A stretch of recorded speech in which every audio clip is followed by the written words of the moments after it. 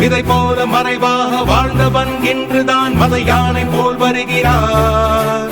அடையாளம் தெரியாத உடையோடு திரிந்தவன் படையோடு நடைபயல்கிறார்.